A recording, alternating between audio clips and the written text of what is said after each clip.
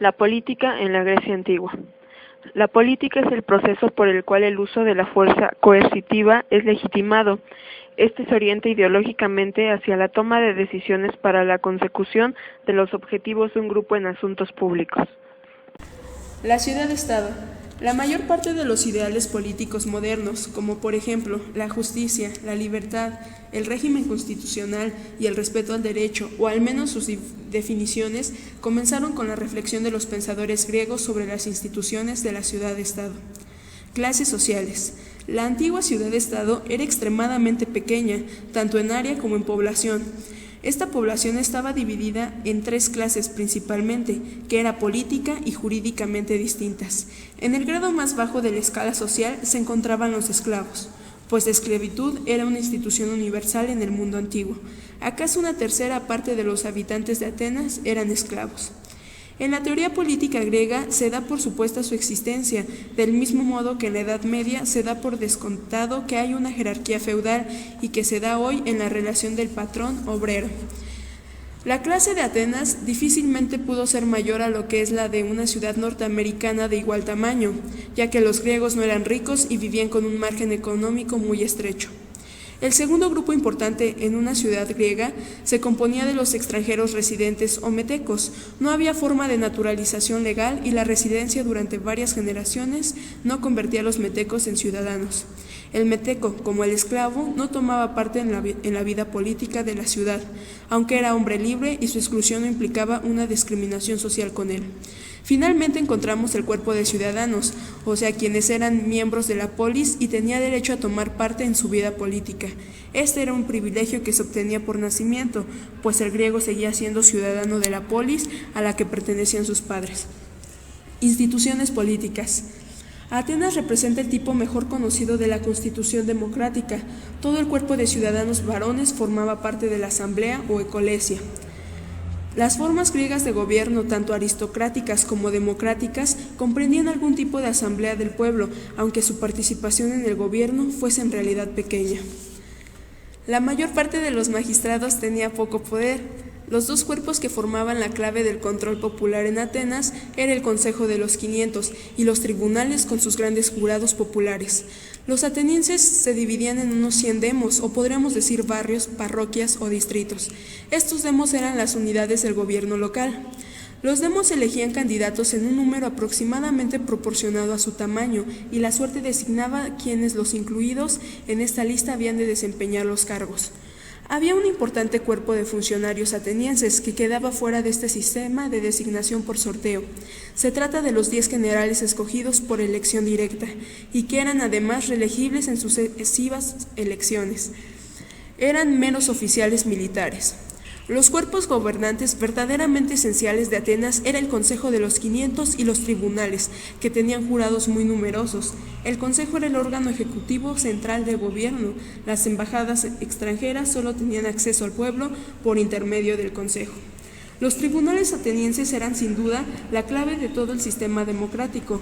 Ocupaban una posición que no es comparable a la que tienen los tribunales en ningún gobierno moderno. Era su deber dar decisiones judiciales en los casos particulares, tanto civiles como criminales.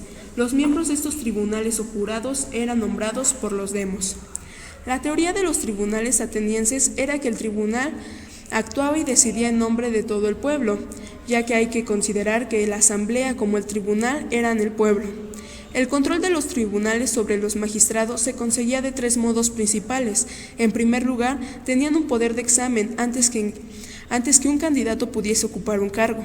En segundo lugar, se podía hacer que un funcionario se sometiera, al concluir el término de su mandato, a una revisión de todos los actos por él realizados, y esta revisión se ventilará también ante un tribunal. Por último, había también una auditoría especial de cuentas y una revisión del manejo de los dineros públicos, hecho por todo magistrado al fin de este mandato. Los tribunales podían juzgar no solo a un hombre, sino a una ley. Se juzgaba la ley exactamente igual que a una persona, y una decisión adversa del tribunal la anulaba. Ideales políticos. El Consejo de Elección Popular y su responsabilidad ante la Asamblea y los jurados independientes y de elección popular eran las instituciones características de la democracia ateniense. El pensamiento fundamental de toda la teoría política griega era la armonía de esta vida común. Su gobierno se llama democracia porque la administración está en manos de la masa de ciudadanos, no de una minoría. Las actividades de la polis se realizan con la cooperación voluntaria de los ciudadanos y el instrumento principal de esa cooperación es la libre y plena discusión de la política en todos sus aspectos. La política panhelénica de Pericles. Atenas aparece como la primera ciudad de Grecia, artística y literaria como dentro de vida y comercial industria. Puede aspirar a ser la capital política de Grecia y a realizar la unidad nacional. Domina ya sin rival en el mar. La Liga de Delos se ha transformado en un imperio ateniense. Las flotas atenienses ejercen la política de los mares e imponen respeto a los persas.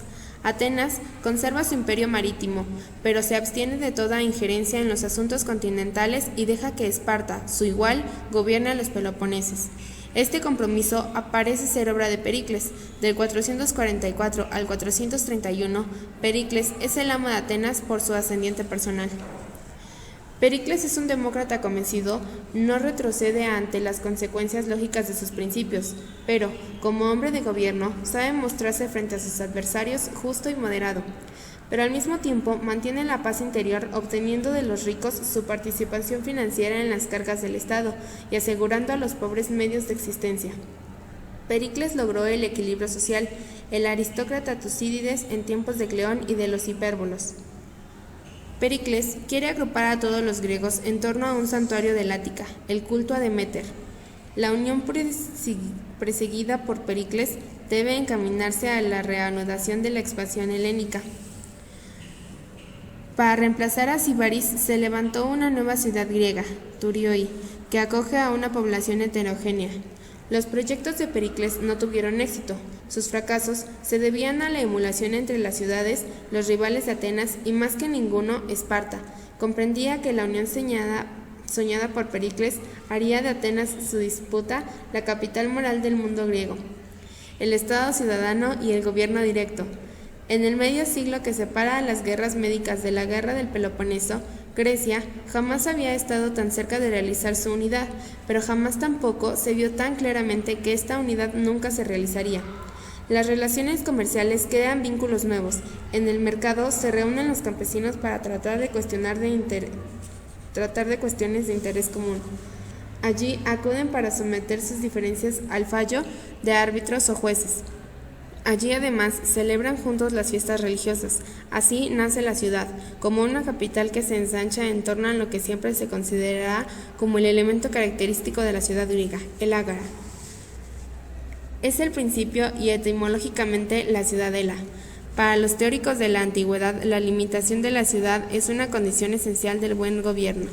El pueblo administra la justicia, el pueblo decide todos los asuntos en la asamblea.